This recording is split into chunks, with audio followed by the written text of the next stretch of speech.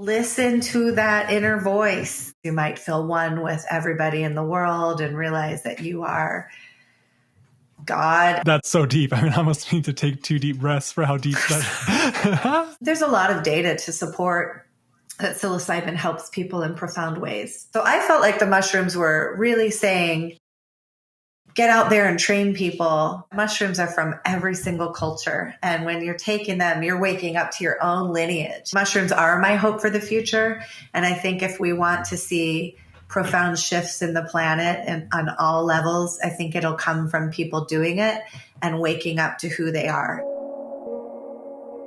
Hey everyone, welcome to True Self, the True Self Accelerator and the True Self Accelerator podcast. The True Self Accelerator is a place for healers, coaches, creatives, and solopreneurs to get profound inspiration, as well as practical advice for launching and expanding your offerings. In this show, we explore key questions. What are you intrinsically motivated to do? How can you start doing those things right now? And how can you get paid while you do them? Connect with people who are discovering where their life's purpose meets financial prosperity. If this work speaks to you, click the link below this episode to join our free empowerment group. A weekly Zoom session with live Q&A and opportunities to meet the community and share what's working. With that said, let's dive into this episode. Really a treat to get to welcome Coeli Dwivedi from Entheogen Institute. Coeli, how are you? Hi, Matt. Thank you. It's an honor to be here. Great. Hey, well, I would love to just start out by asking, how does the world look to you today? There's new emerging legislation that's allowing new frontiers. What's going on? Can you just give us a lay of the land? Yeah, it's full of hope for me. We're here in Oregon and we are in, October. So we're 10 months into it, psilocybin being legal and in a directed field. Excuse me. So we have I'm going to say about 13 service centers open in the state. And we've got 2 in our area. 1 just got approved, so they'll be open any day. So it's starting to happen. We're actually moving into facilitating psilocybin for people. People are coming from all over the world to experience psilocybin here in this model that we've got. Wow. That's so cool that people are traveling for it. Yeah. That makes perfect sense that people would be coming from all over, that, we're kind of right on the frontier of that, right? A new emerging, just thing that just wasn't available probably for most of the planet for most of history. I know, especially in this way. And it's very exciting. Mm-hmm. That's amazing. Hey, well, Coeli, do you want to just share about yourself, your work? What are you doing right now? Yeah, what's going on? Entheogen Institute. Give us kind of the inside scoop here. Thank you. So, I am a director and founder of the school, Entheogen Institute, and we train people how to be licensed psilocybin facilitators or certified. We're part of making a national standard of what educational criteria, core competencies, core abilities that are needed to facilitate psilocybin and work with other entheogens. So working with people with altered states of consciousness. So we train you how. Amazing. So this is actually a license, like people become a certified, they get the plaque that they hang on their wall and say, I am a certified psilocybin facilitator. Yes, they get a certification from the school, or any of the licensed schools will give them that when they earn it. And then you get license from the state. So you can hang that on your wall that says licensed facilitator with your license number. We report to the Oregon Health Authority. Underneath it, there's a branch called Oregon Psilocybin Services. And that's who we get our licensing through and report to, stay accountable with. Oh, very cool. It's kind of a trip. It's very surreal, but an amazing, it's just unbelievable what the results that we're already seeing from the feedback from the people who've come and participated in the program so far. Even though it's at the very beginning, it's pretty amazing. Oh, that's so great. Yeah, I just, I know this is just such an exciting time for you, for your work. I would love to just, for maybe a listener who isn't on the cutting edge of, thinking about the exact legislation of psilocybin, can you give us a little history lesson? Like, what's going on? Why are these shifts happening? Why is this legalizing? What's kind of the current state there?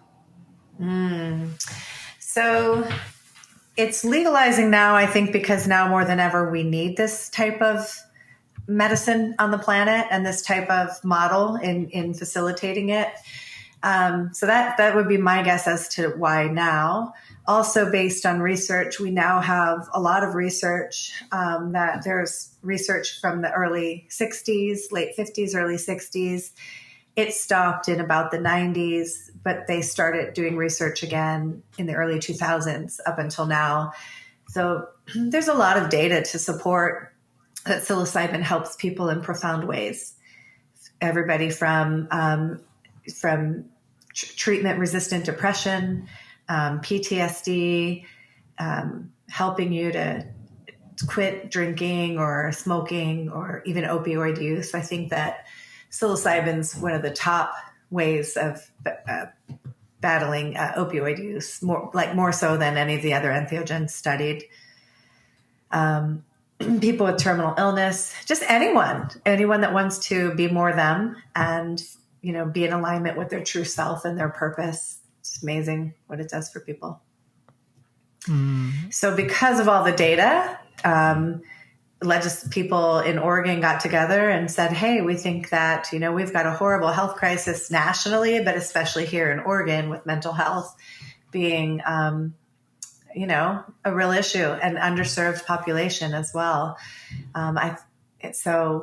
We went ahead and had people vote on it as a mental health issue. So that's how it kind of came to pass of all the promise there. Incredible. And okay, so I want to ask, I live in a world where, psychedelics, mushrooms, psilocybin are fairly common terms, but I would love just, maybe explain this to my grandma, what's going on? Okay, there's these mushrooms, they're taking them. What do they experience? How is that helpful?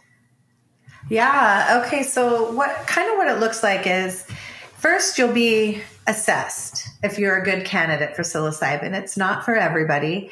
If you have a history of psychosis, or, violence, especially current, or if you've been on lithium in the last 30 days, there's a few things that are just like, oh, you can't do it yet, or maybe never, depending on the psychosis piece. But if you pass that, then you would get prepped. So usually what you would expect if you were coming to psilocybin therapy or facilitation is 2 or 3 preps. And then you have the experience yourself and then 2 or 3 integration visits. So in the prep, they'll start talking to you a little bit about noticing, they'll just prep you for the experience, what to expect, how long it will last, how you might feel, different things that come up for people. They'll connect you in with breathing and train you how to get connected to yourself, your heart, and ground, so that if things are a little scary, we can get you back to center and, help you. The way it helps people is, we don't know all the ways it helps people, but it actually kind of reorganizes the brain. It grows new neural pathways. It helps to regenerate nerves. So how it helps us in our body and the experience is usually interpreted as quite a trip. The walls will move. You'll experience profound insights. You might feel one with everybody in the world and realize that you are God. And there's so many ways that it works on people in the experience, but then after, it really leaves their brain changed so that they can take that information in and through, and it helps people to feel like they belong. It helps people to feel like they know what they're supposed to do, like their purpose becomes more clear, and everything that's not in alignment with it just sort of just fades away. It makes things easier. Intrusive thoughts often stop, it connects you back with yourself. A lot of people will go on and start doing yoga or qigong or walking outside. They just come back to themselves and to nature and to each other. It's profound. So people are coming in, doing a few prep sessions, and then just having this, almost indescribable experience. Indescribable is the word, but I can tell you, some people, it might look like yelling or screaming, or it might, sound scary if you're on the outside coming through. It depends on who it is. Some people could be laughing or up dancing and moving, and most are down with their blindfolds on. But yes, it's profound, even if you're laying still the whole time. But, some people will come in and their intention is to feel. Maybe they've been shut down and they haven't felt an emotion in 20 years. And then, all of a sudden they're feeling that can be very intense for them and for you to witness. So yes, I want to say, they do have these profound experiences, but I don't want to paint the picture that it's like a spa. It could be like a spa, but it could be a moment where you think you're losing it and you're having a hard time, but it's just sort of what you go through to experience the profound shifts that come as a result. So it almost takes you where you need to go is kind of the sense I'm getting from you. Takes you exactly where you need to go. I really work with people I like using it when people are like for personal development. Say they have a goal, they feel held back, they don't understand why, they get so close and then they sabotage. That's a really nice time to use it because the mushrooms will show you what you need to do. It's just very clear. And sometimes old traumas will come up, and sometimes that comes up and you have to heal it. But I prefer that approach to wanting to explore your trauma deeper, because you get what you ask for. And so you can go deeper down a rabbit trail. If you just ask the mushroom, like, what is it that I need to be at my best in life? It's going to give you exactly what it is you need. And for some people, that is just profound bliss, like meeting God. Like they come out, it's incredible. I love to witness that. I love all of it, really. Yeah, I'm hearing that this kind of intention setting is a really big part of it. Absolutely. I think it's that black box, and that black box is everything that science can't really explain yet about magic mushrooms, but it still is. Your intentions are sort of like, if you don't make the intentions, the mushrooms they'll go for the low-hanging fruit, I imagine. But when you give them intention to work with, it just activates new neural pathways in support of that intention. So being very clear with what it is you really want, because it's amazing. I just think self-love, like what happens when you actually really love yourself, like all the change that can happen. And the mushrooms help make that happen. So it's good to be precise and also open, like, being my best self, those are, and then the intention be allowing the mushrooms to do the work, or, surrendering to the experience. I think those kind of intentions and goals are really powerful with the mushrooms. Wow. I'm really curious about this, just the fact that it's facilitated. Many of the people I know, myself personally, other people I know who have experienced psychedelics are, usually more kind of like alone in their room or in the woods by themselves or with a friend. Can you tell me about, this facilitation seems to be really key to what's going on these days? Yeah, it's definitely part of this new way. I think that the way you've experienced it is a nice way for people who already know that. But for the majority of people, having, knowing that they're doing it in the way that the science is showing creates the most change with the least amount of re-traumatization. So, because sometimes if you give too high a dose, you can definitely re-traumatize yourself. And even those people who have had that experience, even though they come around and it was life-changing, and they usually find like some profound life change as a result of it, that year or two of having to work through that is a lot. And so coming to somebody who knows what that right dose is, how to facilitate that kind of shift is really valuable to the experience. I think that it's different if you're used to being outside and doing it in nature, alone in your room. It might take you 1 or 2 times in a facility to try it that way. But it might just be that it appeals to a different group of people who wouldn't feel safe to do that in that way. And not everybody is safe to do it in that way. There's definitely people who take mushrooms and react in psychotic ways and hurt people. And so doing it in this way helps to monitor people so that doesn't happen. And so you got a plan in place with someone because it does happen. Right. So there's a safety buffer around the experience that you're creating through your work, that the new legislation is creating, that is allowing for more healing, less re-traumatization or other negative experiences. Yes, exactly. If you're working with a facilitator, they can help decide if it's maybe not the right time, if you're like getting triggered a lot and you're, they might want to do a little bit of work with you first and coach you a little bit or refer you to somebody who's a coach or a counselor to help get you in the right state to do it. So it can help people in dire situations, but if you're in a PTSD, you might want to come to like a center first and then take it.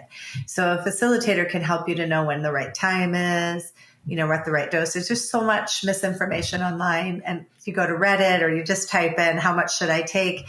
You're going to hear these ridiculous amounts being thrown at you that no person should really take. Wow. And so, it doesn't take a whole lot to have a life-changing experience and keep it, not re-traumatizing. Yeah. Oh, that's so good. Yeah, it's so good that, there's just kind of more system around it. I mean, it's like, I think for anybody who's experienced psychedelics or, mushrooms, psilocybin, we kind of intuitively feel like, oh, this is so important that this is available and shared.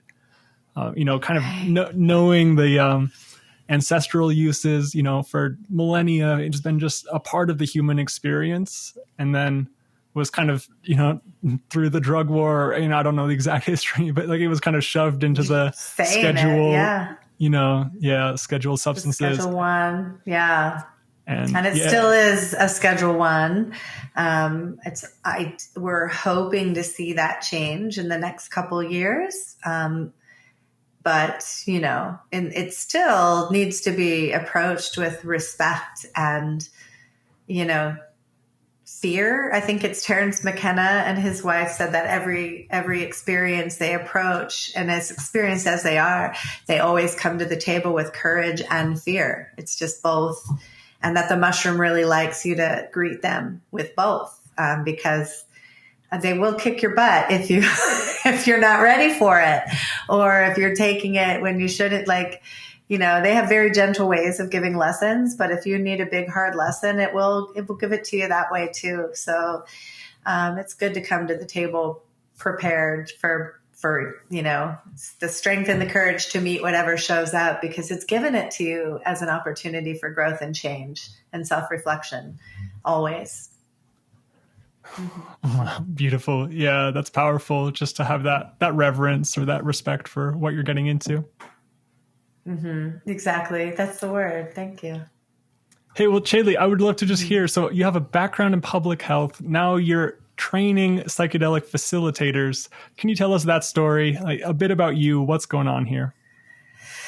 Wow. So I do have a background in public health. I was a midwife for 20 years and loved every minute of that.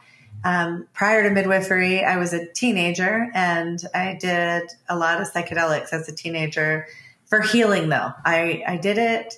I had a bad experience and trauma, and friends introduced me to LSD and mushrooms, and I found a real sense of belonging and home and comfort and laughter. And we would go canoeing on the Wekiva River. I was from Florida. So it connected us to nature and really connected me to God through nature. It was just something I really needed in my soul. And that brought me forward into midwifery. Midwifery is very much, you're in that same field that you go to when you're on a psychedelic experience. I'd say that same opening between the worlds, you can get there through intense meditation. You can get there through psychedelics.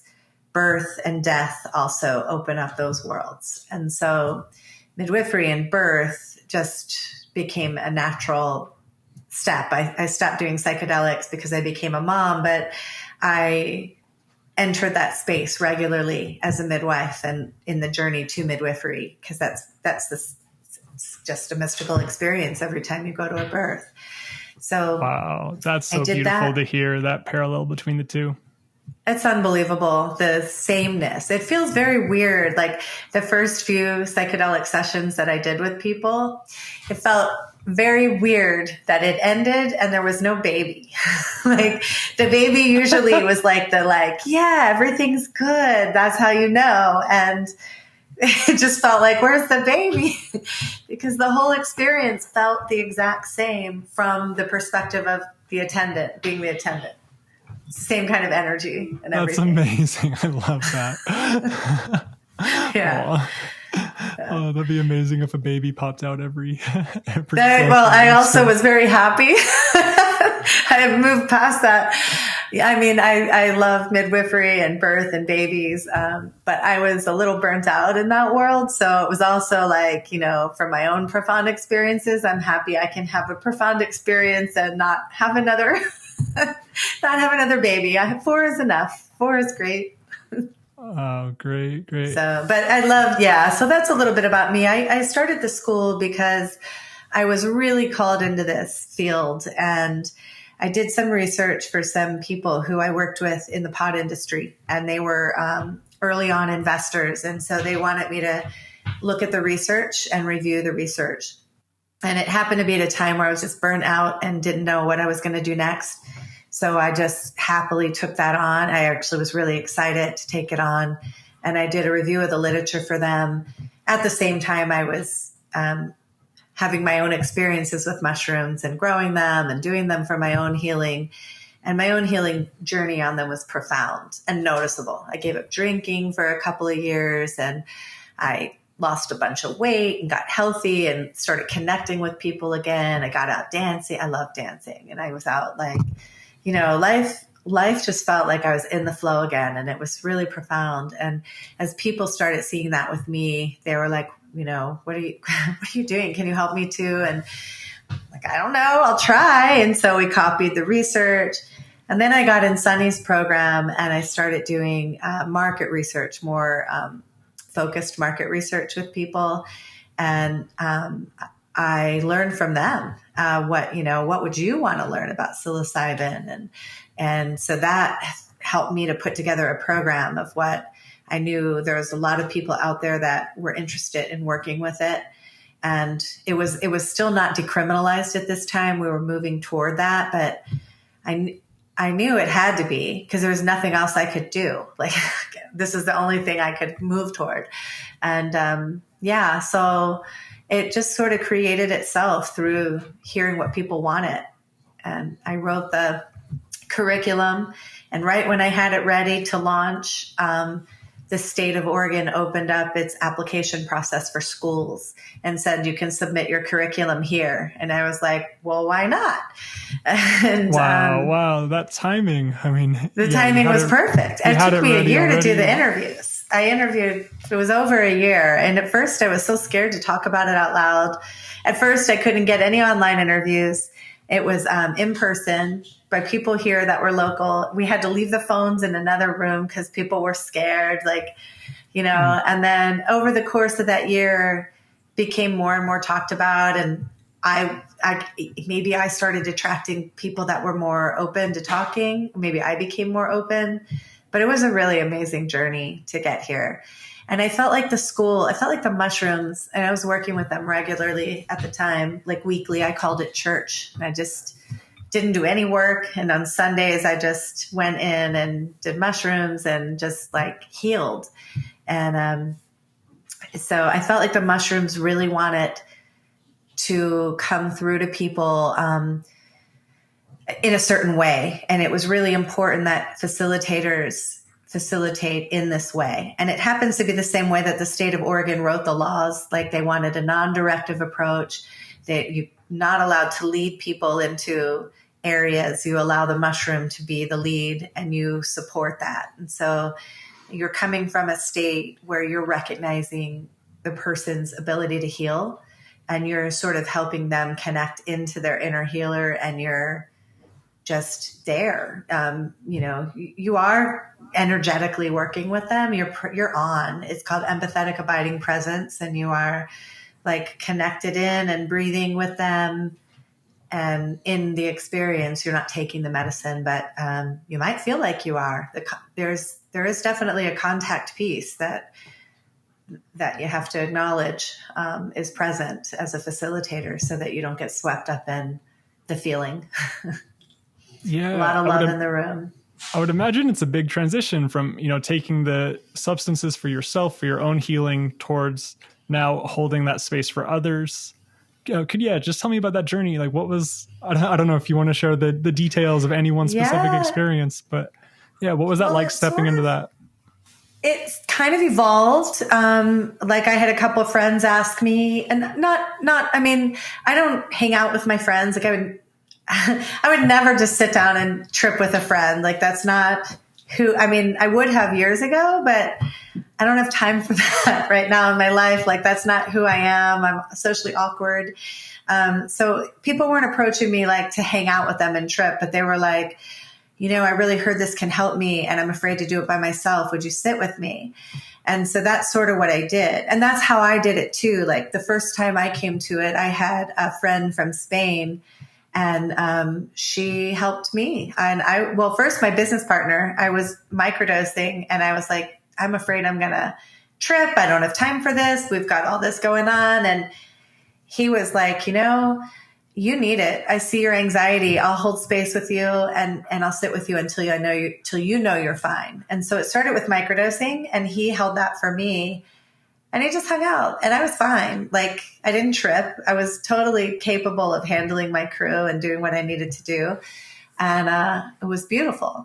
And then when I went for a deeper experience, I had a friend of mine from Spain hold space with me. And because I was sort of afraid, it had been decades since I had an actual trip. And mushrooms I tended when I was younger to do too much. We didn't know about dosage. And so, I usually did too much, and it resulted in not the best trip. So I was a little afraid, but I knew like the mushrooms were calling me. I knew I needed whatever it was they had to offer me, because you just have to, you just feel it, and it was very healing for me. She was with me the first 2 times I did mushrooms on a big level.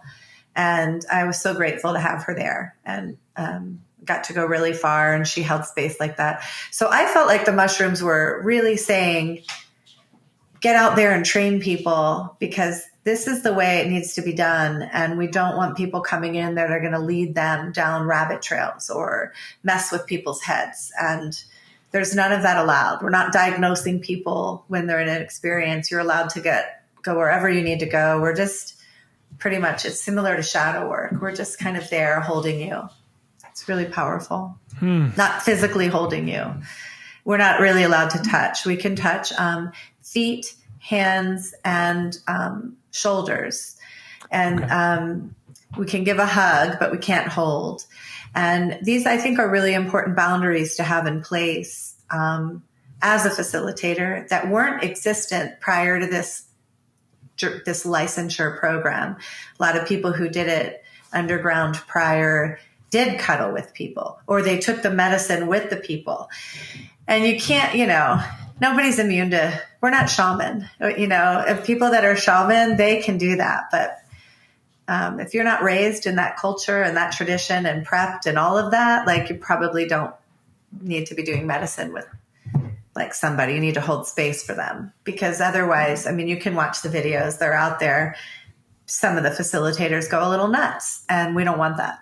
Wow. So, yeah, so you're really, painting a picture of it just being a really good shift in the culture for it to be more regulated, be more of a structure around it. I'm thinking, in my head as you're speaking, I'm, thinking about the kind of indigenous ancestral ways that these medicines were used, and kind of our, I don't know, I would imagine there's a conversation about like it getting too sciencey and not ceremonial enough. 100%. I'm curious what you have to say there. Yeah, I feel like ceremony is the other link. Like there's science, there's like the mushroom itself, and then there's like the ceremony. And we're having something, we're folding in. We've kind of figured out a way to fold this piece into the curriculum, where we're having a man, his name is Cristo Polani, and he does shamanic drumming. He's a drummer, and he's an amazing drummer, but he studied the shamanic drumming. And people who have held ceremony and worked with mushrooms know that music is the container. You hold the music, you have that container. And so he's teaching shamanic drumming so that facilitators could bring a little bit of that in. And very simple techniques, such as just sort of like drumming a sage rhythm, so you can clean the space and the energy of the space with that. And then sort of a sweetgrass rhythm that brings in the sweetness and the good spirits that are there to help you. Like, we're looking at ways we can fold in the ceremonial piece, because to me, it's important. I used it ceremonially, like, I give my little I have my rituals that I practice, not from my lineage is more like Wiccan. But that's my own private practice. When people come to me, I've had a couple people want the ceremony. I mean, quite a few people have asked for a ceremony around it, which I think is beautiful. But there's also people that don't want that. And so, but you can still drum for them. You can still hold space with it. You might not call in the directions in front of them, but yeah, you don't want it too sciencey. There is an element of magic, and there is definitely an element of what we don't know that's really doing the work in there. And ceremony is a big piece. We don't want to take from people, but what the big deal is that mushrooms are from every single culture. And when you're taking them, you're waking up to your own lineage and your own like whispers of how to hold the space when you do the ceremony. And it's right for you. Like, I love seeing that with the practitioners waking up to that. So there's no I don't think you're taking from anybody, unless you're taking from a specific culture. Then definitely want to bow to that culture and credit. I learned this from these people, and I've got a blessing to use it in this space. It's kind of how it should be. I keep hearing this theme from you that it's like the mushrooms want this, or, when I first asked, why now, you said, it's time. Like it's time. It's time for, it just seems like there's this kind of like, I don't know, collective consciousness conversation there that's kind of, just being woven in subtly throughout our whole talk today. Yes.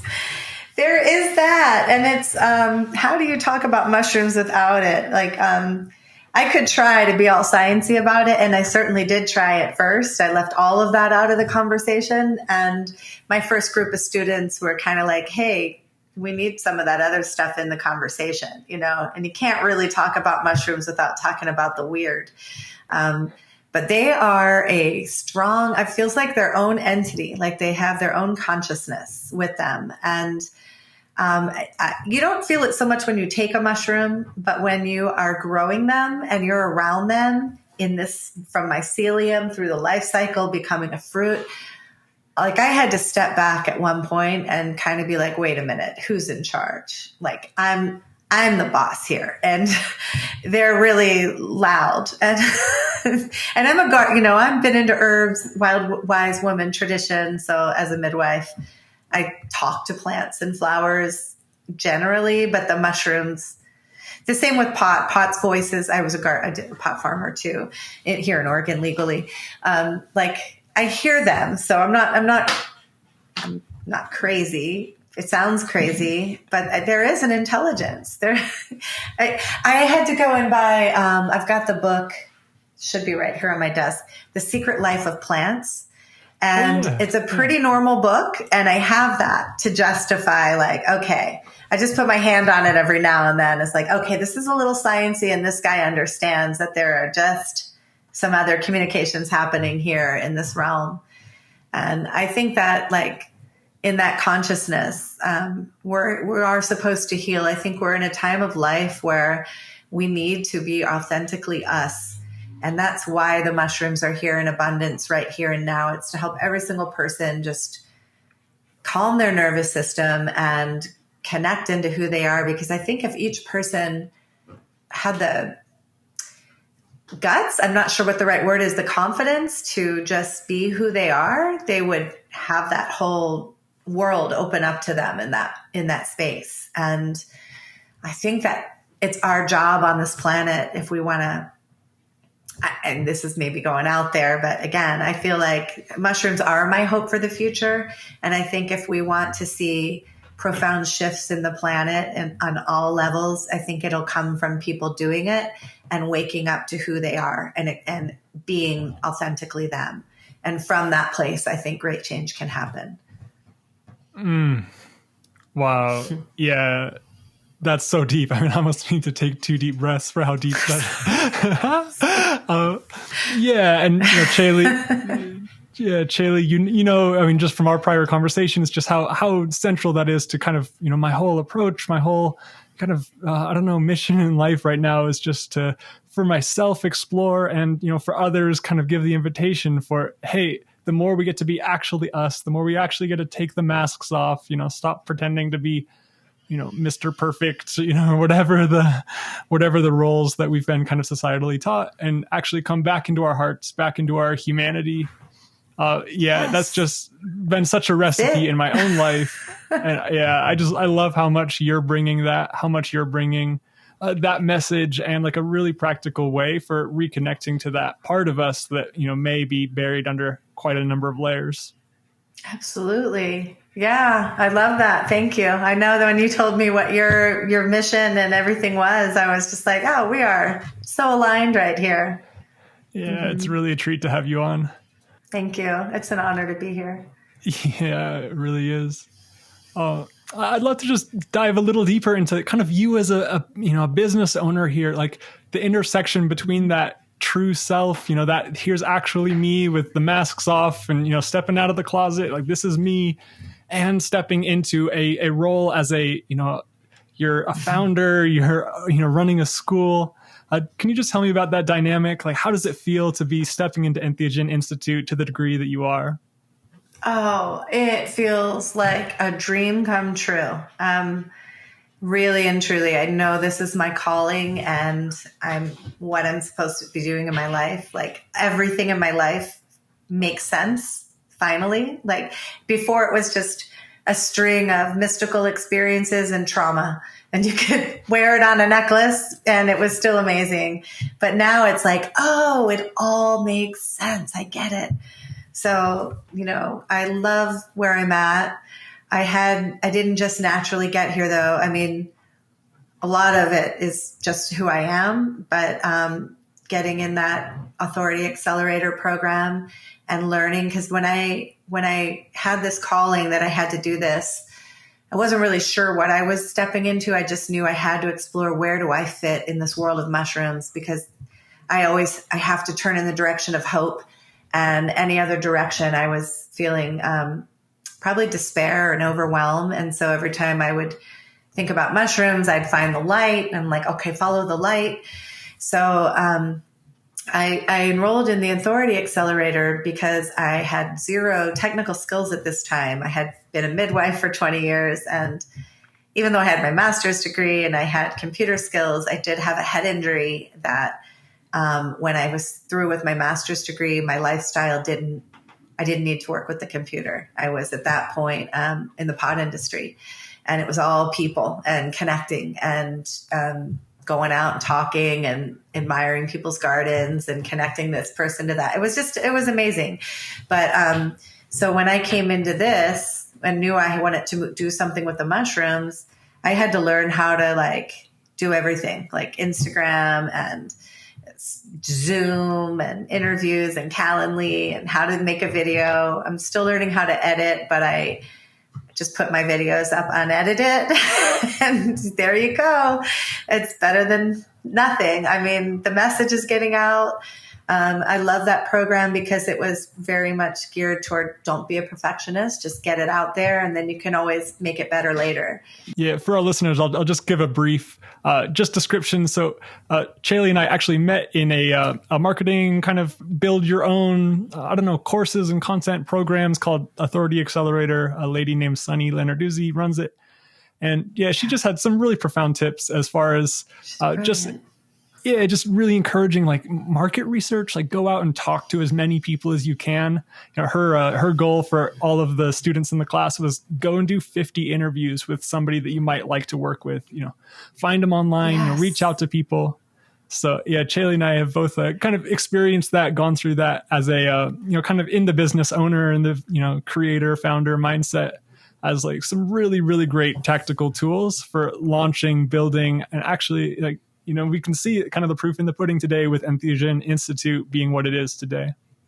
Yeah, it's amazing. I broke her record for the largest pop launch. So for all the students, for my first class, pop is the word for your first class. I got 33 students signed up in my program, and that apparently broke the record there at Authority Accelerator. So that made me happy. And I'm awesome. Still working the program. I'm moving into the YouTube phase now. So that's why I've got this fancy equipment. Going to start doing that. But that gave me the structure that I needed to be able to go online and build this vision and make it a reality. So it's just the class itself has been the most nurturing, nourishing thing ever. It's an amazing class. People that come through it are brilliant. I set it up to where there's a lot of interaction and we learn from each other.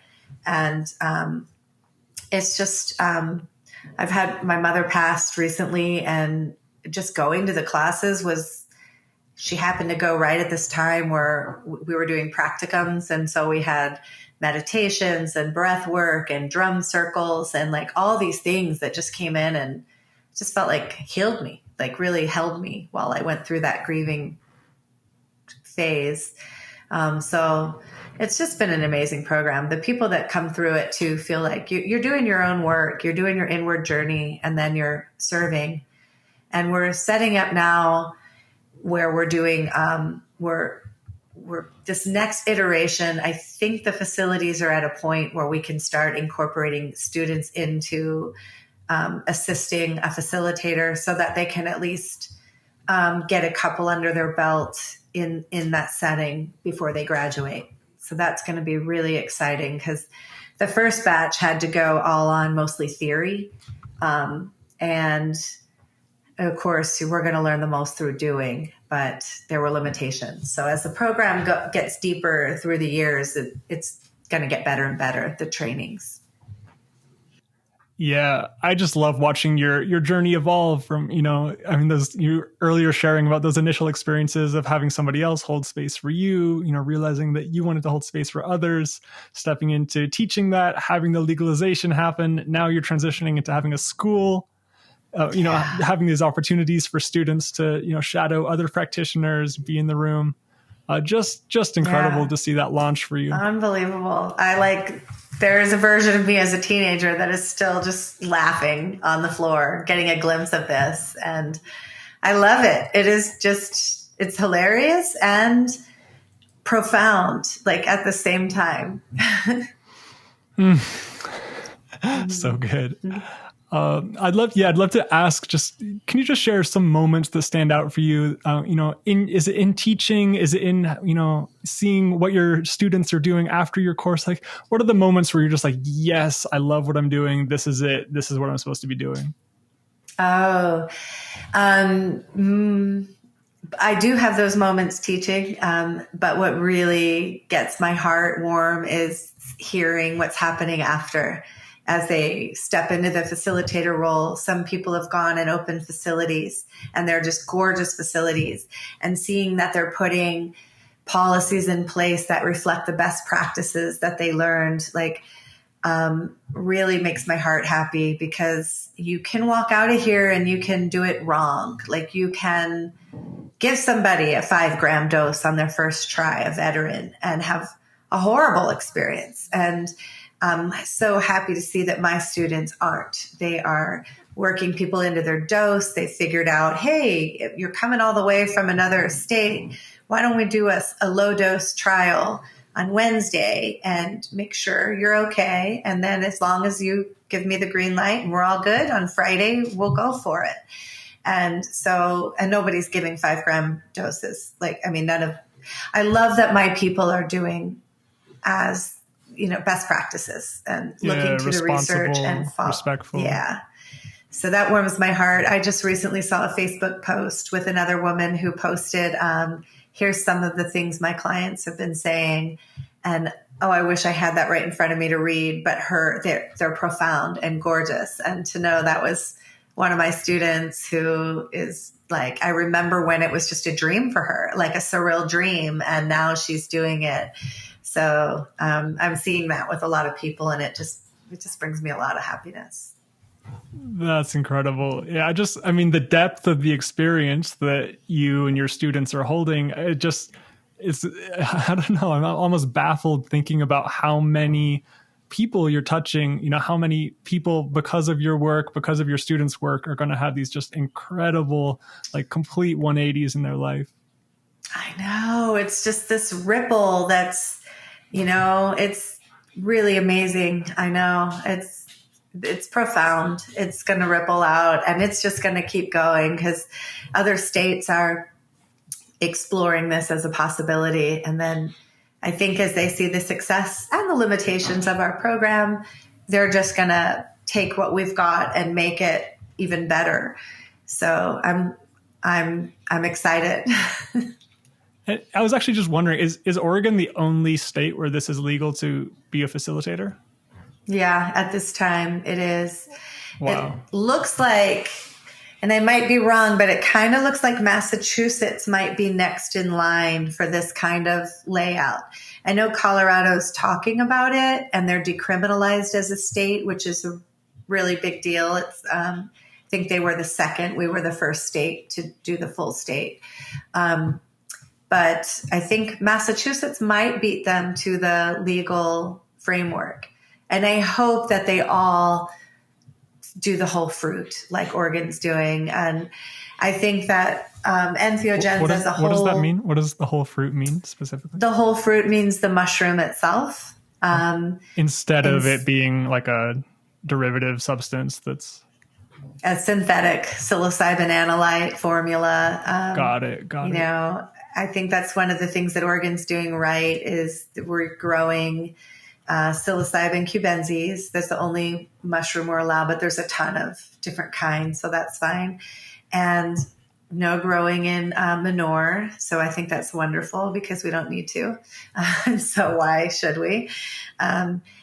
So that's a couple things we're doing right, and that they're using the mushroom instead of the labs. I think that the labs have a place, though, for ketamine, for LSD, for MDMA, as those things become legal in this kind of framework as well.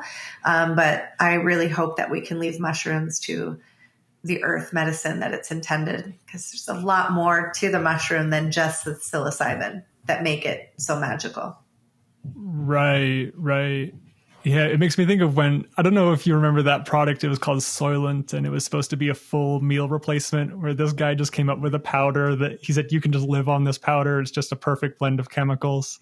And it just really stirred up this conversation that just said, like, food is so much more, there's life energy in it, right? It's not just chemistry. Exactly. Yes.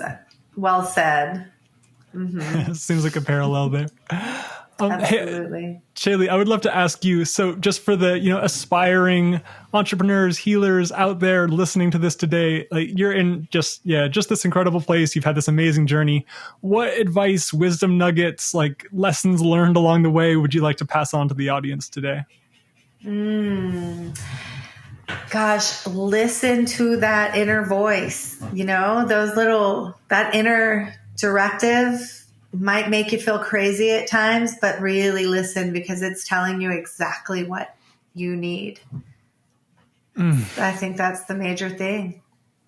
Right. It's hard to trust that, right? When we get the other stories that are floating out there of how we should. Oh my God.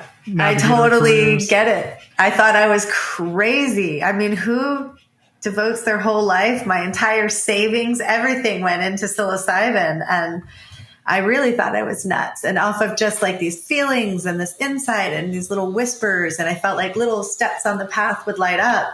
But then when I consciously thought about it, I'm like, no, you're crazy. You're a mom. You're supporting your family. Like you should be going to births. You should, But I'm so glad because look at this. This is a true dream. And it's not just my dream. There's so many people whose dream this is that I'm getting to watch. Entheogen Institute, how can people get involved? Where can they find you? Links, social media, like what if somebody's listening to this and they're super ready to dive in, they want to be a facilitator, how can they get connected with you? Awesome. Okay, so the best website is entheogentraining.com, and that is my website. My Instagram is Entheogen Institute, but I would say either go to the Instagram one or to the website, and you can get in touch with me pretty easy. Amazing. Thank you so much, Coeli, Entheogen Institute. It's been a privilege and honor. Just really a joy to just hear kind of this amazing work you're doing, this shift in our culture, the way that people can really dive in and carve out this whole new career for themselves as a psychedelic facilitator in the state of Oregon and maybe coming to a state near you very soon. Nice to be connected with you, Matt.